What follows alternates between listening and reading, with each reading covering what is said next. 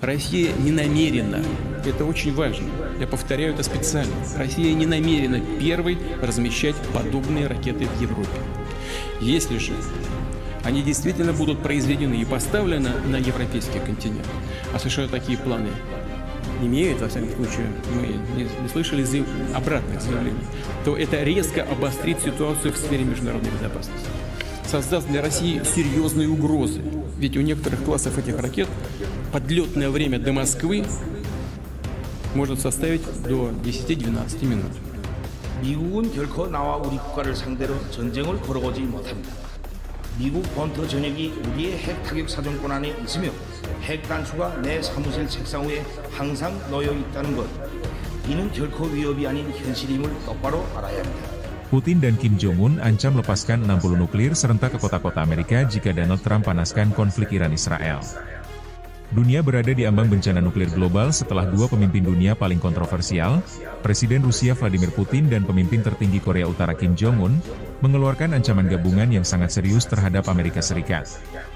Dalam pernyataan bersama yang disampaikan secara virtual dan disiarkan melalui media resmi masing-masing negara, keduanya menegaskan siap meluncurkan 60 rudal nuklir secara bersamaan ke kota-kota utama AS jika Donald Trump terus mendorong eskalasi konflik antara Iran dan Israel. Peringatan ini menandai babak baru dalam ketegangan geopolitik dunia, menggabungkan kekuatan nuklir Moskow dan Pyongyang sebagai bentuk koalisi strategis anti keganasan global, melawan apa yang mereka sebut sebagai provokasi imperialistik Amerika. Dalam pidatonya yang disampaikan dari Kremlin, Presiden Vladimir Putin memperingatkan bahwa Washington, terutama di bawah pengaruh Donald Trump, telah melanggar semua norma diplomatik dan stabilitas internasional dengan mendalangi upaya eskalasi di Timur Tengah. Jika satu peluru Israel jatuh di jantung Teheran karena dorongan dari Gedung Putih, maka bukan hanya Israel yang akan menerima akibatnya. Amerika Serikat akan menerima 30 rudal nuklir Rusia, dan 30 lainnya dari mitra strategis kami, Republik Demokratik Rakyat Korea.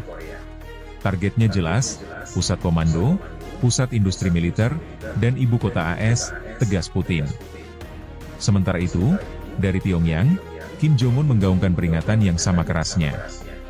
Kami telah menempatkan sistem peluncur nuklir jarak jauh kami dalam mode siaga penuh.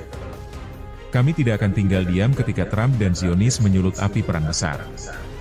Jika mereka nekat menyerang Iran, kami akan menghujani kota-kota mereka dengan api neraka nuklir, kata Kim Jong-un. Ancaman luar biasa ini muncul menyusul meningkatnya tensi global setelah beredarnya laporan bahwa Donald Trump makin nekat mau kerahkan militer AS bantu Israel serang Iran. Melalui jaringan diplomatik dan intelijen bayangannya, dilaporkan menyarankan serangan preemptif untuk menghapus ancaman nuklir Iran dan mengamankan Timur Tengah sebagai bagian dari visi politik luar negerinya yang tegas. Langkah ini memicu kekhawatiran luas, terutama setelah militer Israel dilaporkan mulai memobilisasi skala besar dan mendirikan sistem rudal pertahanan di dekat Tel Aviv, Haifa, dan pangkalan udara Negev. Dilansir CNN, dua pejabat AS yang tadi disebutkan namanya mengatakan sikap baru Trump yang lebih agresif ini mencerminkan perubahan signifikan terkait konflik yang tengah berlangsung. Meski demikian, Trump disebut masih tetap terbuka terhadap solusi diplomatik. Sejak akhir pekan lalu, diskusi di antara para pejabat pemerintah AS masih berpusat pada upaya untuk menemukan solusi diplomatik sebagai jalan keluar.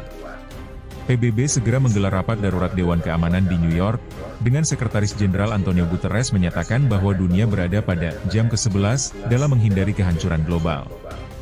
Ancaman peluncuran 60 senjata nuklir ke wilayah AS adalah puncak dari potensi Armageddon modern.